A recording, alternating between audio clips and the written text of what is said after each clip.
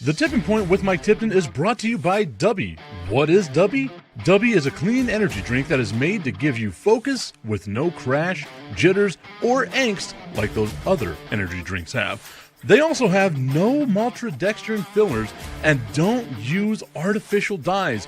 Dubby contains vitamins, amino acids, a nootropic, and 150 milligrams of caffeine. Dubby's products are made in the USA in an FDA-inspected facility that strictly adheres to GMP manufacturing guidelines. All of the flavors are unique and custom-made by Dubby, and you'll never taste our taste anywhere else.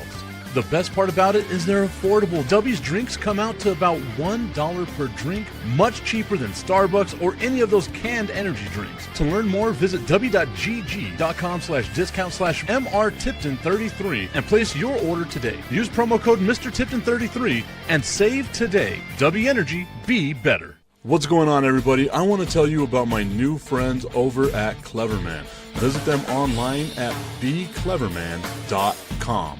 What they gave me was the energizing face and beard scrub along with the Cleverman face scrubber. And trust me when I say this, the energizing face and beard scrub smells amazing. Combining it with the face scrubber, making sure that your boy was looking as good and sexy as possible, opened up a whole different sensation in my face that I haven't ever felt before. I felt so clean, so fresh, and so clean, like Outcast said, and it helped me feel like I was ready for my day. Make sure you visit them online at becleverman.com and follow them on Instagram at clevermannyc. The link is up in my bio if you want to check out all the amazing products they have. Visit them online, becleverman.com.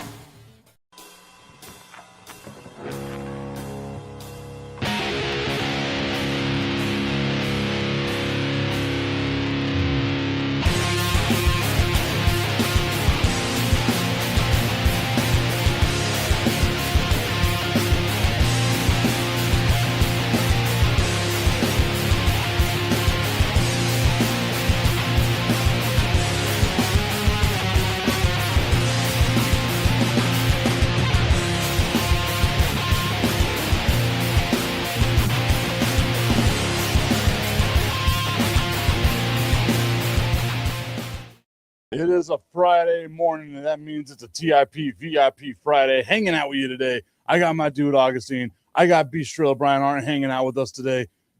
Guys, yesterday was the NFL draft. How fun was that? It was very interesting. Man. That's for sure. I mean, there were so many trades. Like, I think that's what made it interesting was all the trades. I love a draft day trade. Like, it's one of those few things that makes me so happy because it feels like there's so much chaos going on right now in the league. Mm-hmm. What is it, 6 trades? Yeah. Yesterday? I mean, you got 32 picks, 6 trades. That's what? 1 out of every 5 almost wound up getting traded. Mm-hmm. I think it was what the number 30 pick that the Patriots had got traded like 3 times yesterday, which is kind of funny that they're the one that wound up with it. That was deflating. Or about Buffalo. Buffalo traded themselves right out of the first round. They kept trading down. I was like, what the hell Buffalo doing? Like, we don't want a first round pick. Go ahead. I mean, if you don't have somebody there that you're completely sold on, I'm get those assets, baby. Get those assets. Yeah. You already know me. I would have traded the number 1 overall pick, but I'm a little different than everyone else. Strilla, who did your Lions wind up getting? We got Miller, offensive tackle. I think that it was a man pick, but you got to kind of step back and see some of the things that Brad Holmes does as far as drafting. They're going to move Penei Sewell to the left tackle and have Larry Borum start at the right tackle. Larry Borum doesn't have the exact greatest injury history, something that the Lions always love to get, players that have injuries. For some reason, I don't understand, but because I guess they're cheaper. But anyway, so getting Miller was great because if he does get hurt during the course of the season, you got this ready, plug and play offensive tackle that can come in behind him and pause. That can back him up if he gets injured. We didn't even get 5 minutes into the show without still seeing something sus. Normally it's me that starts off that way. Like I'm not used to this. That's what happens when you're away from the show for a long time there, you know. It all builds up. You just got to let it out. That was even worse, Tip. Come on. I was going to say. So my guy, Tommy Cananza, is extremely excited about today. He's saying today is a glorious day, a great day in his exact words right there. The Dallas Cowboys, it was interesting to me, right? Like you trade up one spot with Miami, you go get Caleb Downs, which we had spoken about throughout the week, who I think was great for the Dallas Cowboys defense. They needed help in that secondary, having a defensive back like him who a great safety. And that's what someone to help you out over the top. If you remember the Dallas Cowboys problems last year, they just gave up the deep ball like they were giving it up at a club after a couple of drinks at whatever place that Strilla's hanging out with. Then in the later on in the first round, because they did have 2 picks, they make a trade with the Philadelphia Eagles. The Eagles wind up getting themselves a receiver, Lemon, right? Yeah. And, bye, AJ. And the Cowboys wind up getting Malachi Lawrence, an edge rusher out of UCF. Again, I'm a Cowboys fan, so I'm going to defer it to y'all. They address the defense, so I'm happy. What are y'all's thoughts on that? On the Cowboys? Yeah. Who cares? It's the draft. I mean, this. That's what he gets. His got benched. That's got benched right off the bat. Who cares? Come on now. Who cares? You forgot what show he was on.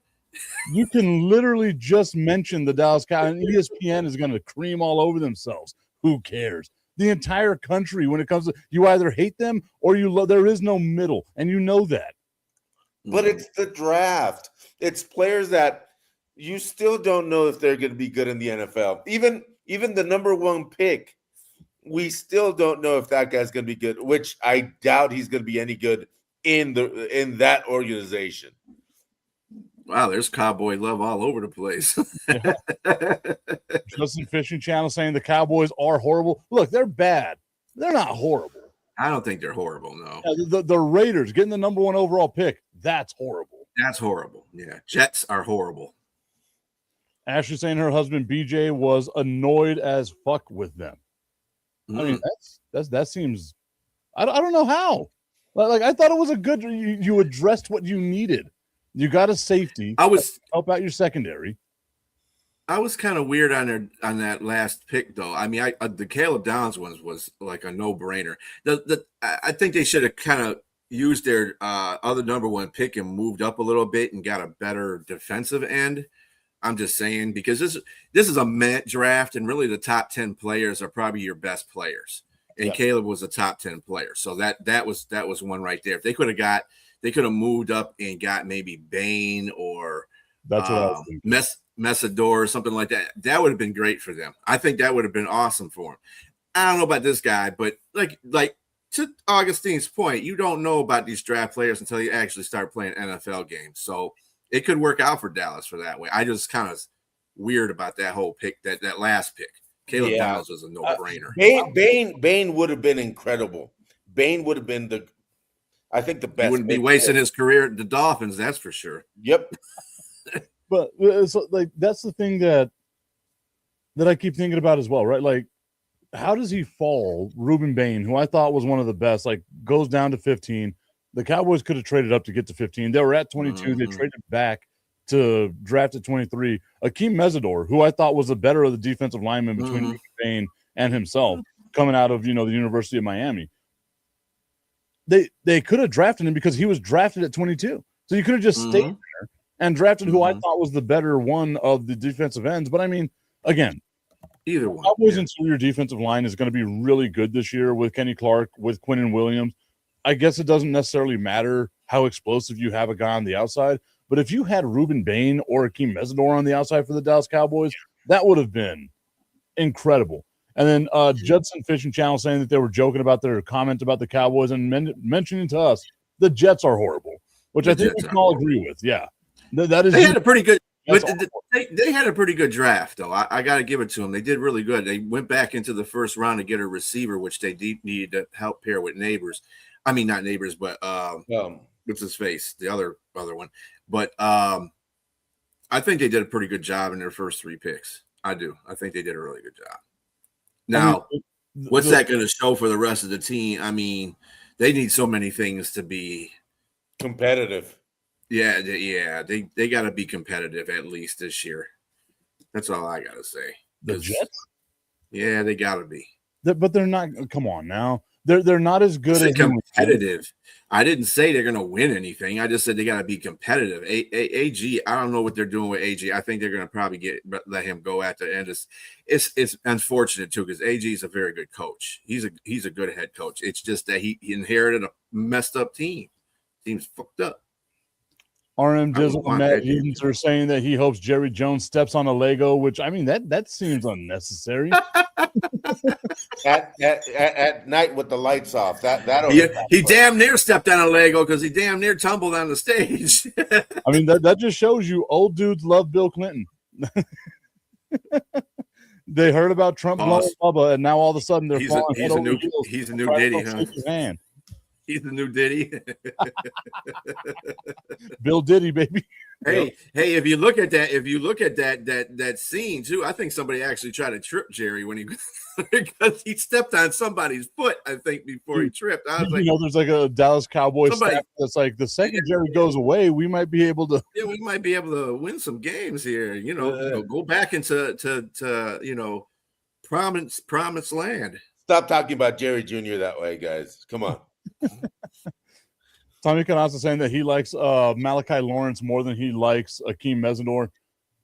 I mean, yeah, Malachi's. I don't know. I mean, we'll see, right? Like, yeah, again, it's the draft. You never know. I thought Miami, like Miami's defense last year, the University of Miami, had one of the better defensive lines in all of college football. Like that's what kept them in some of these games. And again, like I know David Bailey from Texas Tech, like obviously that's my guy. I'm a big Texas Tech guy, but I still think like Ruben Bain was just one of those amazingly talented dudes. Akeem Mesidor along that as well. But again, like you guys said, it's the draft. We won't know this until later on about what actually happens. The Mad Yins are saying Rob Dizzle? Jones finds a fountain of youth and stays forever. Well, I hope Mike Tomlin stays forever as well. I know y'all wanted him gone. Well, I can just picture Jerry Jones in that episode. Can you picture Jerry Jones's brain like in a jar, connected to all that stuff, still making cowboy decisions in 2135? Oh my God! Oh, I know. That's what I'm saying. Like the cryogenically frozen version of Jerry Jones is the cyborg Jerry Jones is just gonna be a head hooked up to like a functioning machine. So Johnny Manziel. I still have to be careful with my visuals with Bistrella. But you know what? I wanted to talk about it because I did see it yesterday, and me and my friends were making a little bit of a joke about this. How great would it have been if Aaron Rodgers, like right before the first pick comes out, is like, "I'm going to retire" or "I'm going to stay"? Right? Like, you have to say it correctly, Tipton. It's Aaron Rodgers coming out to the stage going, "Okay, everybody, I'm going to retire." You have to say it correctly. I mean, your Trump is amazing. Your 47 is great. You got to work on your Aaron Rodgers. It's lifeless. And I don't make fun of Aaron Rodgers because I want to go do ayahuasca with him. So I'm walking a very fine line here about just how I wanted to do things. It's about the only thing. Did remind me, Strilla, you reminded me as well. They got Mike McCarthy, which I think is a great pickup for the Pittsburgh Steelers. My God. I mean, you guys are going to win 12 games and lose in the first round of the playoffs. Guaranteed. That is just who he is as a human being. It's worse than getting. Well, I mean, Tommy, to your point, though, I mean, it's the same with Bain. But they work together. How many sacks did Mesidor had? Didn't he have like a double-digit sacks too? I think it was 11. 11. Yeah, it was 11. Yeah, so they both had double-digit sacks. I mean, they both complimented each other, sure. But the way Bane has been getting bashed in the draft, oh, he's got short arms, he's a T-Rex. Dude, if you're dominating on a team in college, to me, you're NFL ready. If you're dominating in your position in college, you're ready for the NFL. Well, if you're dominating in certain leagues, because if you're at NMSU or right. I mean, I understand that too. Yeah. But I mean, dominating in the ACC, like that's one of the higher levels of college. They beat Ohio State. Yeah. Big Ten team. Come on now. Yeah. So I mean, like they're good. And then I'll always like mention this. I remember going to the draft in Vegas whenever the Lions were going to draft Aiden Hutchinson, and people talking about how small Aiden Hutchinson was. Last I checked, the dude's a fucking monster. Like that's all that. He's got that dog in him. Even if Reuben Bain's arms aren't, prototypically long, he's still a big, strong dude. Like he gets those little T-Rex arms on you. You're not moving anywhere. Like it's T-Rex the crap out of your ass. Yeah, that's really all it comes down to, man. Like, and again, remember, I love the draft because again, like it's the ability of being able to like look at people's dreams come true. You get hope, like it's factoring in hope. It's doing all that stuff, right? But let's remember that draft experts get stuff wrong all the time. Otherwise, Tom Brady wouldn't have been the last pick in the 6th round. Like, it's just like, come on now. Like let's take things into perspective. Maybe long arms don't mean anything because Johnny Manziel was supposed to be a can't miss candidate as well. Those Hall of Famers that had short arms and were Hall of Famers. So Drew Brees was a tiny quarterback that nobody wanted. Drew Brees. Well, he's 6 foot, but again, that's tiny for like a quarter. You're not 6'3" like today's quarterback, but back then, in which he was okay height. It wasn't like that. Years ago. Look, Rob, this is what I'm saying about that thing. First of all, they were on the phone with Philadelphia. Philadelphia plucked him, that Pittsburgh was. And the reason why he went with Philadelphia is because you're going to go with a Super Bowl team, not with a team trying to get to one. So I can see why he made that pick. Him personally. Tommy's saying that Bain is a monster. Would have been happy if Dallas had stayed at 12 and taken him there. Happy that they moved up to go to Downs at 11. Yeah. Again, that was a great pick. I like what Dallas did. You addressed the defensive line, which was an issue. You addressed the secondary. I want to see what they do in the 2nd round, which is later on today, and we'll see, how it goes for them going forward. I still don't think they're a Super Bowl team. Get to the playoffs, anything can happen. They're closer. They'll probably get in the playoffs. Yeah, and that's what I was going to say. Like they're going to fight Philadelphia. It's going to be between them and Philadelphia. I like what the Giants did. Fucking A. The fact that the Dallas Cowboys didn't trade up and do anything, right? Like the Giants did what they needed to do. They addressed that defensive line. They get Arvell Reese, which I think is a monster to have. Oh man, I wish we could have got him. That is such a Jesus Christ. Their defensive line is going to be amazing. And then they go out and they get a offensive lineman as well to help out their offensive line. They're still not a playoff team in my mind, but they're on the right track. Closer too. They're on the right track. Yeah, and one thing that surprised me about this draft was the one team that really surprised me was the Rams with getting a quarterback so early in this draft, and them having a really good quarterback in their ranks. Which he is older, he is coming to that age where he will retire, but how much pressure should Bradford be feeling in LA right now with a number 1 draft pick right behind him? Should he start thinking that he's going to be the mentor? He is a mentor. I'm about to say he's damn near 40. Like that's he ain't gonna live forever in the NFL. That's for sure. Also, I love that you mentioned Sam Bradford as their quarterback who hasn't been in the NFL in damn near a decade. Stafford, man. Stafford. We know what you meant, but Stafford. Sorry.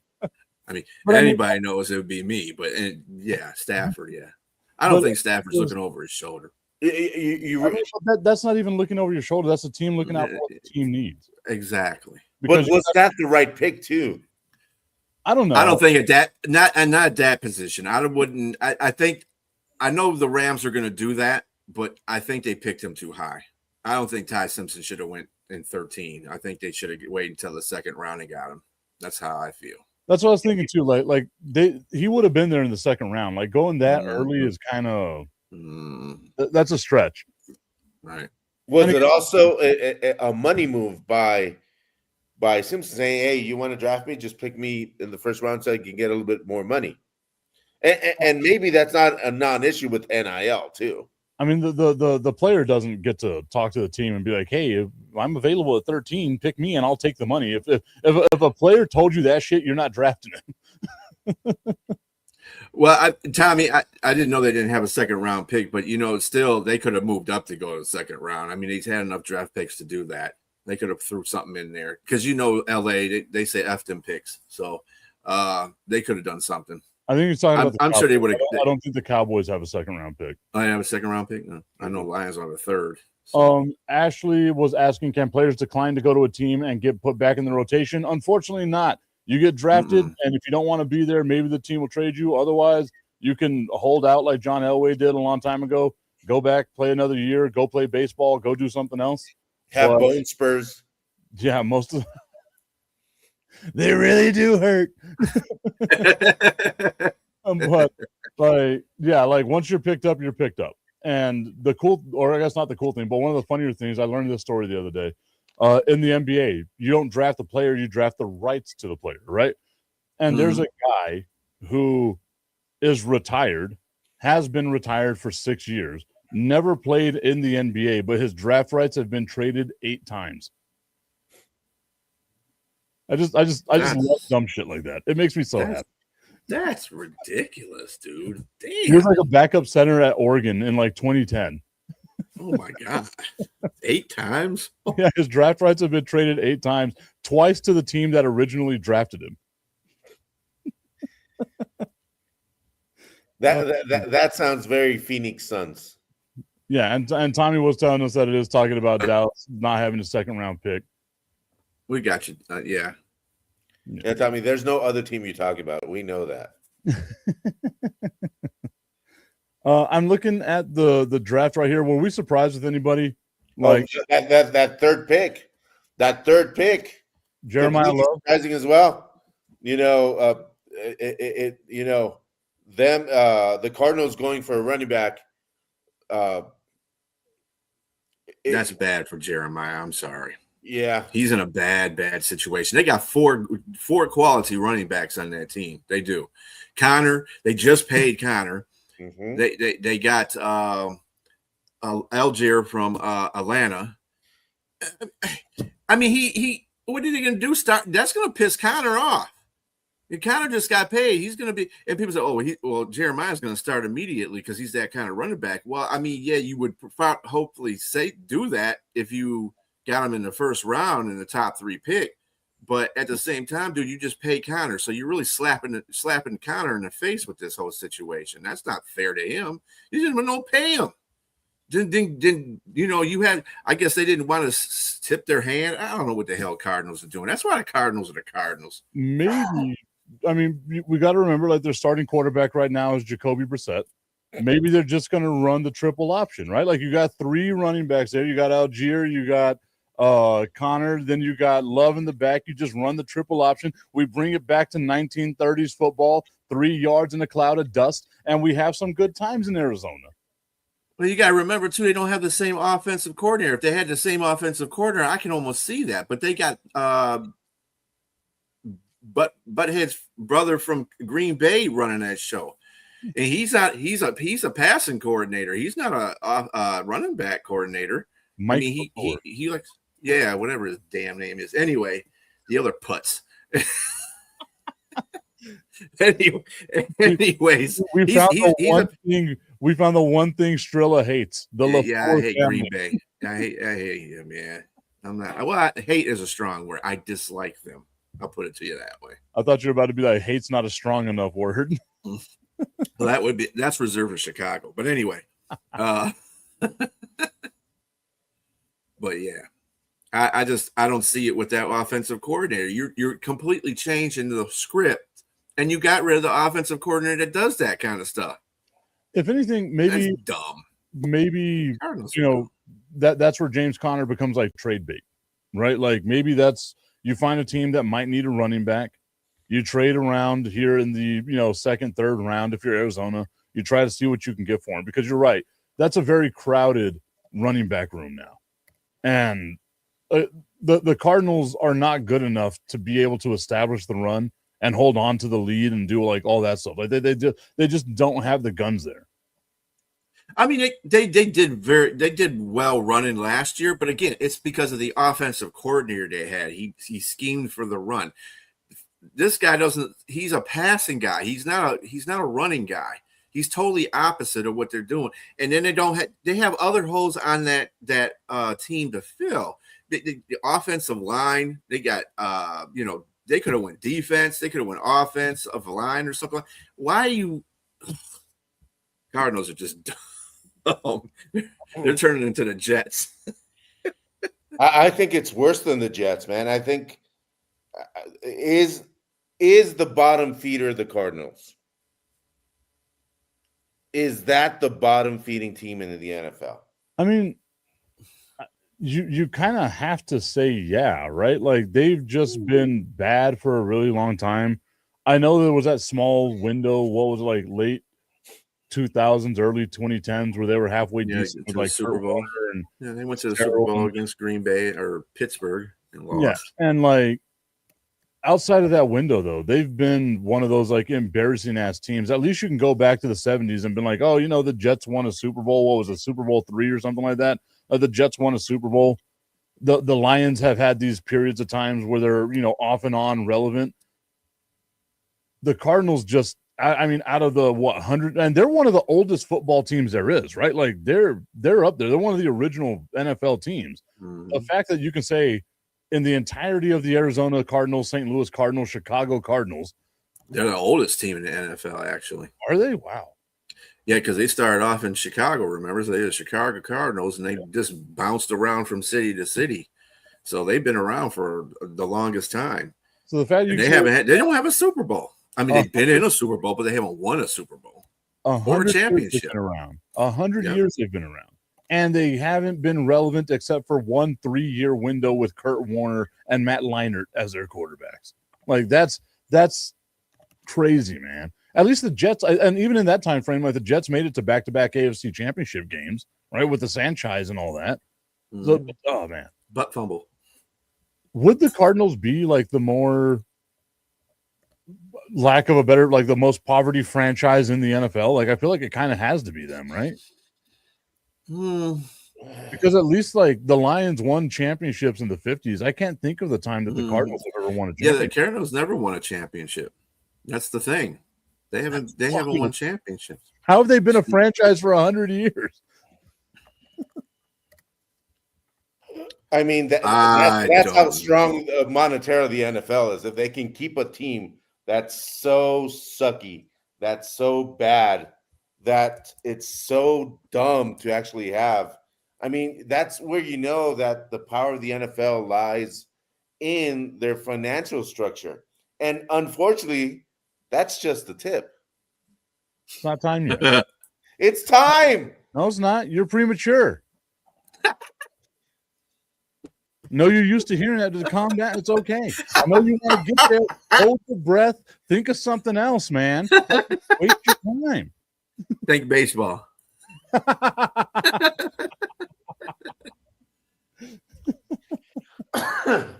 Okay, so I'm looking at it right now.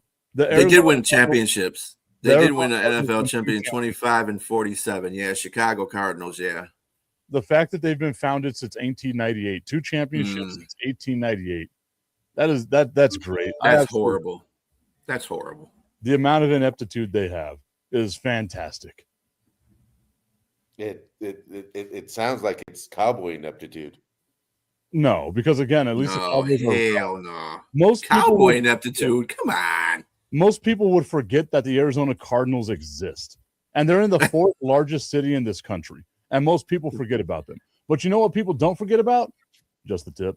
I just want to put the tip in. It's time for Just a tip. That Would Make Me Uncomfortable. Promise that it ain't too much, but just enough. Just a tip. Just a tip. Just the tip. Just the tip. It's time for Just the Tip.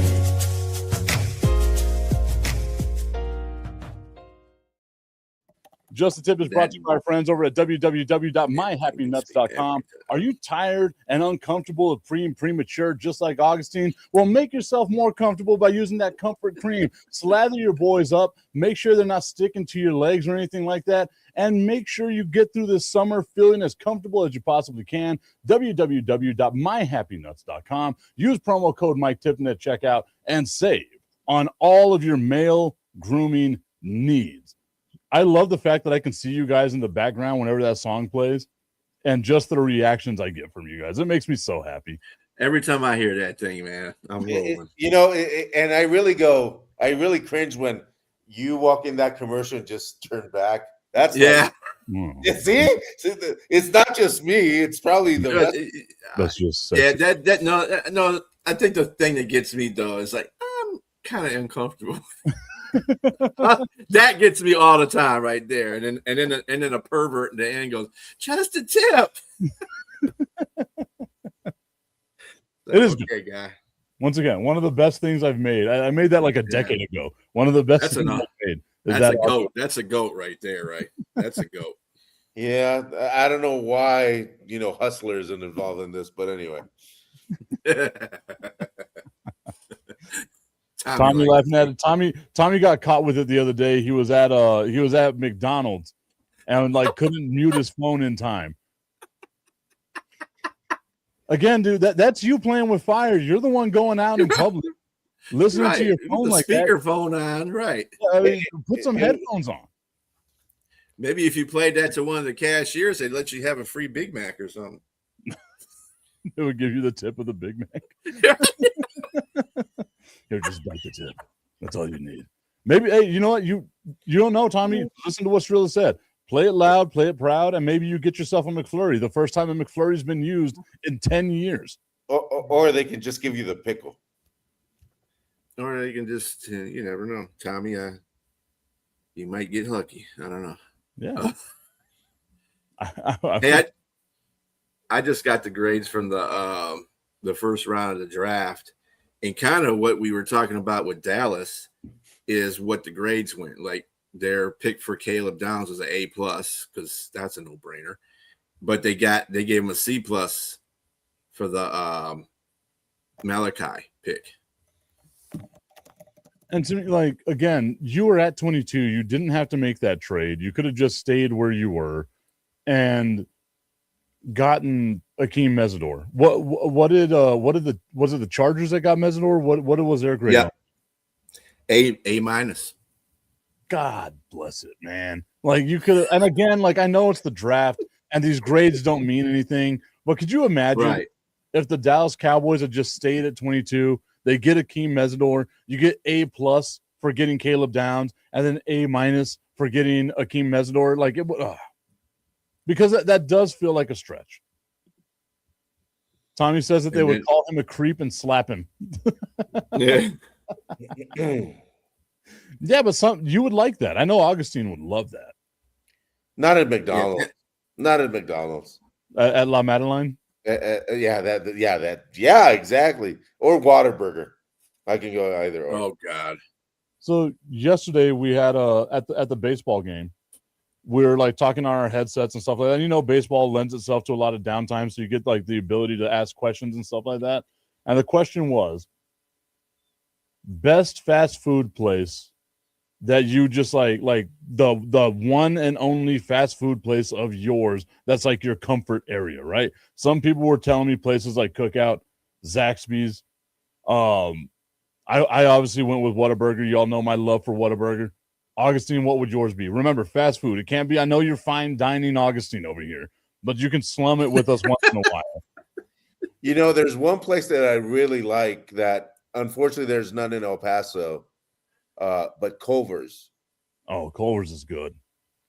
Yeah, Culver's is decent. Yeah. Culver's, yeah, that place is good. And one more, and I'll add one more because you cannot go there without having a blizzard. Dairy Queen. I didn't even think of Dairy Queen. That dude sandwich at Dairy Queen is a shit. Yeah, if it was the shit, I wouldn't try it, but it's good. Yeah. but you know that new blizzard that they got, it's so good. DA Good Vibes saying Lakers in 5. If it takes 5 for the Lakers to beat the Rockets, they've got a problem because like they've been dominating the Rockets. Like it's not even that game's tonight, right? LA, Houston, in Houston. Kevin Durant's 9,000 years old. LeBron James is 10,000 years old, and yet somehow LeBron James is still dominating. It's wild. Is Luka still injured? That's my question. Yes. He's out for the season. They're doing this without Luka and without Austin Reeves. Wow. Like the Lakers should have been dominated by the Rockets, who are mostly healthy right now, if I'm not mistaken. Tommy's saying that he wouldn't have taken Malachi or Mesidor. I think they need a linebacker more than an edge. I agree. Like the Dallas Cowboys linebacking core, I think, is non-existent. What about you, Strilla? What's your number one? What's your go-to comfort food, fast food place? He's gonna say some shit like McDonald's and piss me off. No, hell no. I can't eat McDonald's, man. That stuff runs through my. I can't eat fast food like that anymore. I can't. It's just not. It does not agree with my system. But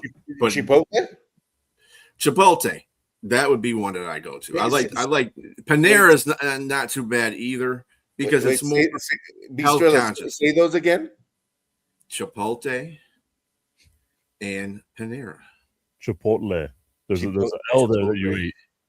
Oh well, whatever you got. I'm not Hispanic. I'm sorry. You're not? Oh, you no. I never would have guessed. What? I know that Brian Arndt is the most Latino name I've ever heard. If Michael Tipton can be brown, so can you. I'm whiter than the Wonder Bread, the whitest Wonder Bread. Let me tell you. And I toast the same way. All right, Augustine. So before we did the show, before we gone on, you decided that you wanted to hit me with a question about elasticity in sports, in pain, and stuff like that. Bring up this question because I know Strilla wasn't there. Well, my question is, with everything that's going on, Strilla, with economics and all that, how elastic are fans and how elastic are sponsors in regards to spending money? Are they, just for everybody's sake, and I know not everybody's an econ major.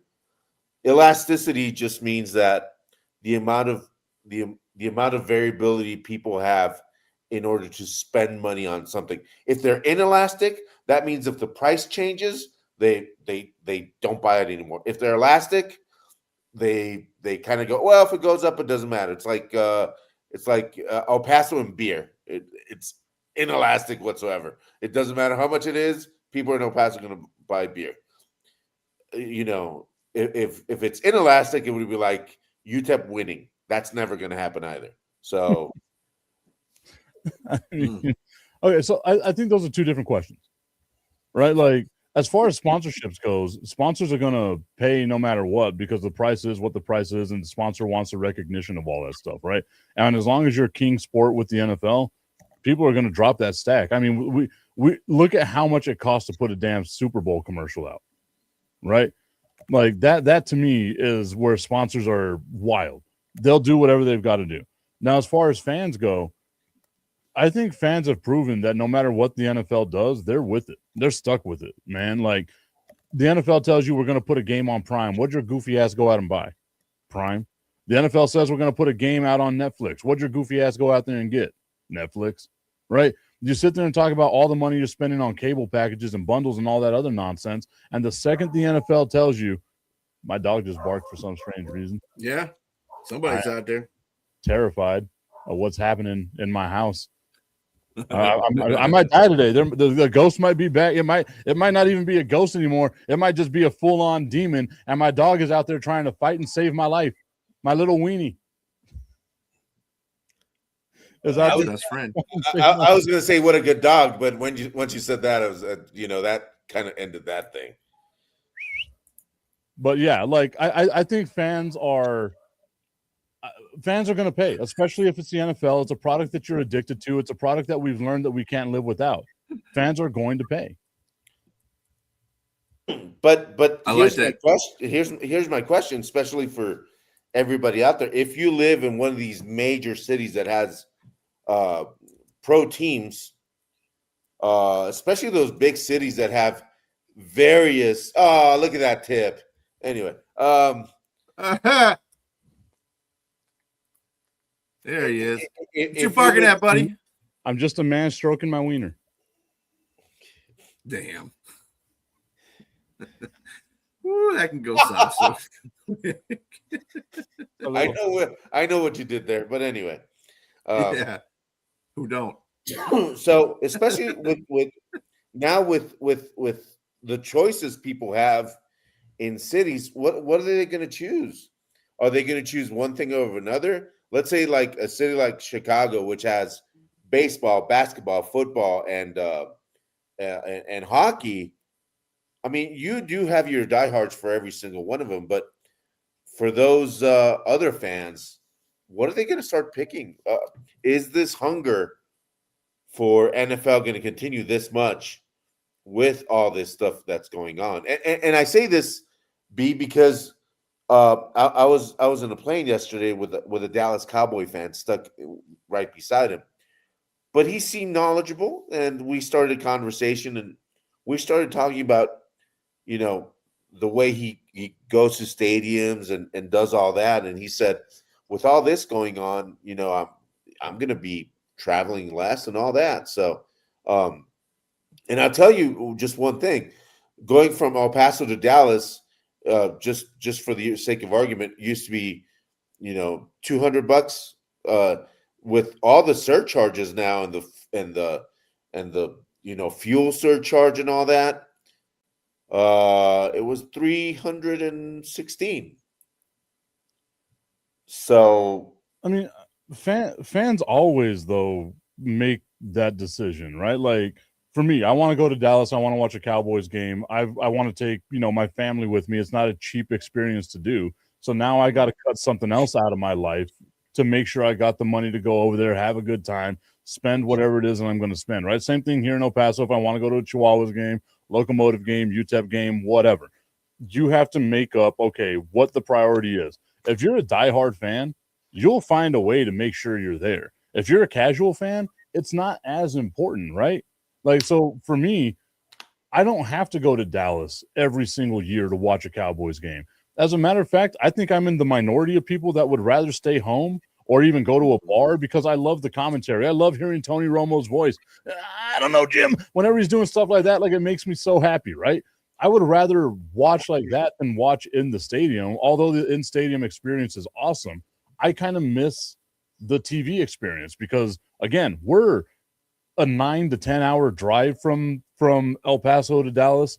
That's, it's a short flight, but sometimes it could get expensive, especially you got 4 people you're traveling with, getting the hotel, getting all that stuff. So as a fan, you're already conditioned to make your mind up of what you're going to do in order to get your feel good. Yeah, Tommy, yeah. I'd rather too. I'm a diehard Lions fan, but I tickets are expensive, and I live 45 minutes from downtown Detroit. All that, man. The NFL is going to get you some kind of way, and they feel that this is how the NFL works. They set it up where you can't. The stadium, when you go to the stadium, it doesn't make a difference what franchise it is. It could be the worst franchise to the best franchise. You're paying money for them tickets, period, to get there. Then you got to pay for concessions. Beers are like $20 damn dollars, unless you're in Atlanta. But beers are like $20 damn dollars. So you can't get, you might as well get drunk in a parking lot before you go in the game.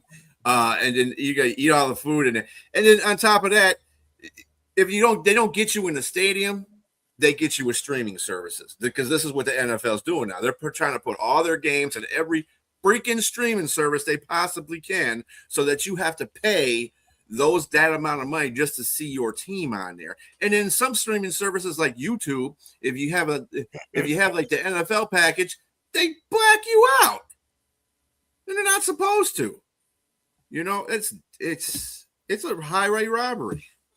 And that's the thing Tommy's saying. If I go to a game, it's to give my family the experience of going, but I'd 100% rather watch it on TV. Yep. Okay, here's the second question on that.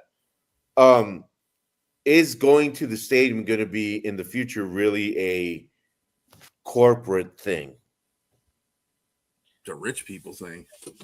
I don't even think it's a rich people thing, like, because you can find packages, right? Like, there's that bus company here in El Paso, Los Paisanos and stuff, where you go on a party bus, you drive all night to Dallas, they get a hotel room for you, you get to meet a player and stuff like that. And I want to say it's like a $300 trip with a halfway decent seat, right? So it's not through corporate, though, isn't it? What you're saying? Yeah, it's a corporate thing that they're packaged that they put in there so you could do that. That's my question. So Augustine's point, yeah. Is going to a stadium going to be converted in this, maybe a party bus kind of thing, corporate kind of thing, and then real fans watching on TV? Because in the stadium, you don't have Tony Romo, next to you and going, it's going to be a pass. Tommy's saying that he's never had to pay to watch his team on TV. That is being a Cowboys fan. Yeah, but you'll start having to pay pretty soon. And that's why I said, and it's a thing that I think I've brought up to Augustine a bunch of times before in the past. I know we're staring down the barrel of the gun of the Super Bowl and the NFL playoffs being behind a paywall. Like, it's and we'll pay for it, right? Like we are going to pay for it. I mean, the example of that to me, I look at football and the WWE as basically the same thing. It's an entertainment product that has athletic abilities with it, right? The WrestleMania happened this past weekend. WrestleMania 42. Most people spend $30 a month on the ESPN Plus Hulu package and all that stuff. That gives you no commercials. You know what that WWE WrestleMania was full of? 91 minutes of commercials. You're still going to do it. Like us as fans, if the NFL told us the Dallas Cowboys, the premium team, you can talk all the shit you want, but they are the most valuable franchise in the NFL. If Jerry Jones struck a deal with some streaming service and said the Dallas Cowboys are only on Amazon Prime, end of that, right? You're going to have to pay for it. And yes, Tommy's like, hey, get yourself a Fire Stick. No, I get you, man. Trust me. We all know about those jailbroken Fire Sticks and stuff like that. But eventually, the NFL is going to find a way to just put their own thing. Like, I'm surprised they haven't done it so far with the NFL Network. They've kind of, I am too. They tried. They did try big time. Well, no, I mean, but you look at like the London games, right? Like all of the overseas games are normally on the NFL Network. It's only a matter of time before the playoffs, before the Super Bowl, and all that gets put behind the paywall. Are people going to spend on that paywall? If they're already spending on Disney Plus and Netflix and and yes, like you and Tommy, I'm the same. You must have T-Mobile as well, because that's what I got too. But again, like if the NFL told you, because again, ESPN did this a lot with the UFC, which I think turned a lot of UFC fans off. But UFC fans aren't as die hard as NFL fans are, right? You had ESPN Plus. You could watch like the prelims on ESPN without paying for it. But then you had to give ESPN your $25 to $40 in order to watch the actual main event card of the UFC fight. We are on the brink of it. We are on the cut. We're looking at right dead down the barrel of it. It will happen. And Augustine, you asked a question. Will fans pay for it? I will, right? Like I want to watch those games. Even if it's a playoff game and my team isn't involved because my team isn't good enough to be in the playoffs 90% of my life, I'm still watching all those playoff games. You put it behind a paywall, my goofy ass is paying for it. It's going to be like this. Say, you have a Super Bowl, even if your team's not in it and it's behind a paywall, you're going to do stuff like you did back in the 90s with boxing. when everything was on pay-per-view. You're going to go over somebody else's house, or you're going to gather, it's going to cost you $5 to, watch this pay-per-view because it's in, whoever's house it is. They'll charge you $5 or something like that. And then, you can watch it that way, or to just one person will pay for it and everybody will come over there. So, but somebody out there is going to pay for it. Yeah. Somebody out there is going to pay for it. But you guys are saying something key right here. One person pays for it, but what happens with all the possible income from all these people around? That's gone now. Again, the NFL doesn't care about that, because if they did, then they wouldn't allow bars to play games, right? Like that's where the more communal area of watching football is you go to the bar with your friends, you watch the game there. The bar pays for maybe 2 TVs, but they got like 30 of them going. And the NFL doesn't care about that. What the NFL cares about is your eyes are still on my product. It doesn't matter how you got there, but you got there. And there are some other people out there who, like my experience, right? The only time I had to pay for the Dallas Cowboys is whenever I wasn't living in Texas. So whenever I'm living in Alaska, when I'm living in North Carolina, when I'm in Connecticut, I had to pay for DirecTV. I had to pay for, the package to be able to watch that stuff. Same thing with the Spurs, right? My regional sports network where the Spurs play wasn't on in Connecticut. So I had to get that regional sport network so I can watch the Spurs. Whenever times got tough and I was like, man, I need to cut back. You know what I didn't cut back on? My regional sports network. I got rid of HBO. I got rid of Cinemax, Skinemax. I got rid of all that stuff. I never got rid of Skinemax. I couldn't watch porn. I had to go onto the Hub. You know how hard it is to watch the Hub on a flip phone?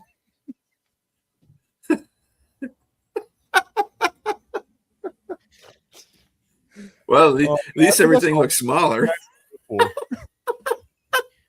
You'll feel good about yourself. Everything else looks smaller on there. So, damn, I feel like a giant. Right? Yeah, tell me how huge it is. Oh gosh. But yeah, but that's the thing, right? Like as sports fans, you kind of and you do this all the time in like life anyway, right? Like if money starts getting hard, which like the economy's at this point right now, right? Like where your dollar doesn't stretch as far as it is, we've all made adjustments. And we do that with our sporting, lifestyle as well. Like, am I going to spend X amount of money to just watch a Thursday night football game? If a push comes to shove, I'll find a way to make sure I'm watching that shitty Thursday night football game that I make fun of all the time, because you know what? I am addicted to football. I think that goes for what we do, Tip, as podcasters, because we mostly do sports and and NFL and stuff like that.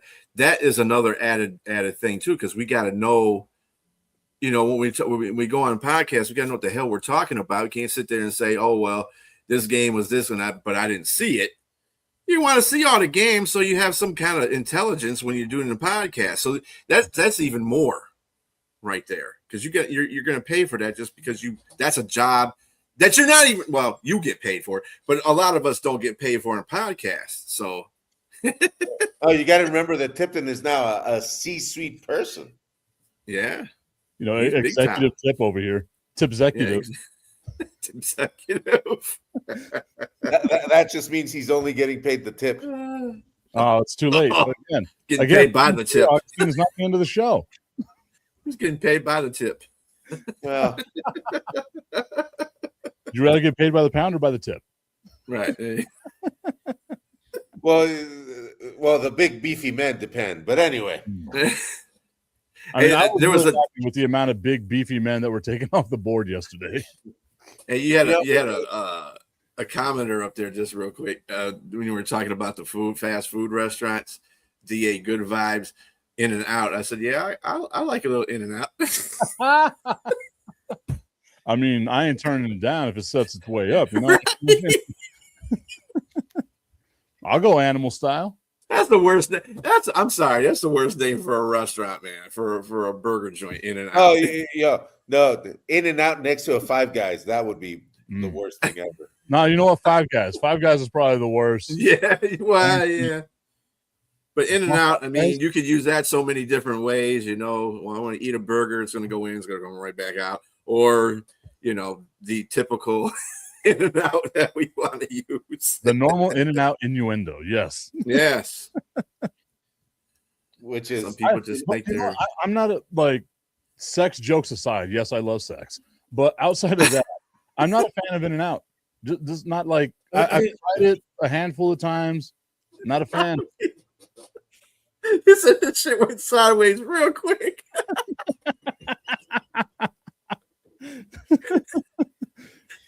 You know, that was my fault. That was my fault, Tommy. For Tommy, who's been a long time like viewer, supporter of this show, for him to be like that shit went sideways, we must have crossed a line somewhere. Yeah, somewhere. Yeah, and I feel bad because I don't see where the line was crossed. Like when did that happen?